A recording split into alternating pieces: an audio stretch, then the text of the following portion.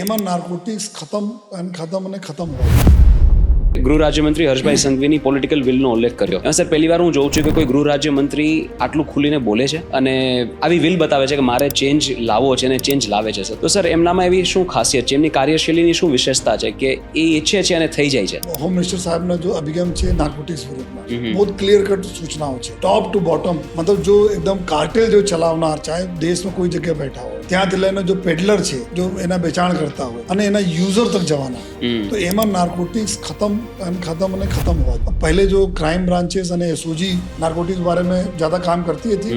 ત્યારે જો local police station તક અમે લોકો એમ્પાવર કર્યા, એને જ મોટિવેટ કર્યા કે તમે મેક્સિમમ કેસીસ કરશો. તો અત્યારે આ ગુજરાતમાં જોયું તો પુષ્કળ જો કામ આ રીતે સુરતમાં અમે લોકો ગયા વખતે જેટલા કેસ હતા એના લગભગ 10 ટાઈમ કેસ 3 મહિનામાં વધી ગયા, 2024 કરતા 25માં એટલા કેસો મારી પોલીસ પકડી રહી છે.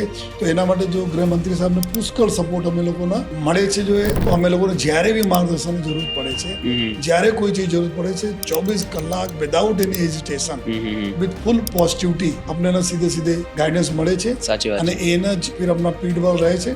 એ જે ઇમ્પેક્ટ છે એ વિઝિબલ પણ છે. ફોર એક્ઝામ્પલ, જ્યારે ગણપતિ મહોત્સવ વખતે એક ઘટના બની હતી, 10 વાગ્યાની આસપાસ ઘટના બને છે, 11-12 વાગ્યા સુધીમાં હોમ મિનિસ્ટર સાહેબનું સ્ટેટમેન્ટ આવે છે કે સવાર સુધીમાં ન્યાય થઈ જશે, અને આખી રાત હોમ મિનિસ્ટર સાહેબ ફિલ્ડ પર ઘટનાની દેખરેખ કરે છે. સવાર સુધીમાં લોકોને ન્યાય મળે છે અને સવારે પાછા હોમ મિનિસ્ટર સાહેબ પોતે આરતી પણ કરે છે. તો સર, હું એઝ અ સિવિલિયન આ વસ્તુને નોટિસ કરું તો મને એમ થાય કે બે ખૂણા છે દેશના, એક ઈસ્ટ અને એક વેસ્ટ. કે વેસ્ટમાં કેવું રાજ્ય છે, જે કેવા હોમ મિનિસ્ટર છે જે આખી રાત જાગીને લોકોને સુરક્ષા મળે, લોકોને ન્યાય મળે અને એક સેફટી વાળી ફિલિંગ આવે એનું ધ્યાન રાખે છે. અને એક બાજુ કેવી ક્રાઇમ થાય છે અને દિવસો સુધી એની કોઈ નોટિસ નથી કરતા. એટલે ત્યારે એવું ફીલ થાય કે આપણે બહુ લકી છીએ કે આપણે આ રાજ્યમાં રહીએ છીએ.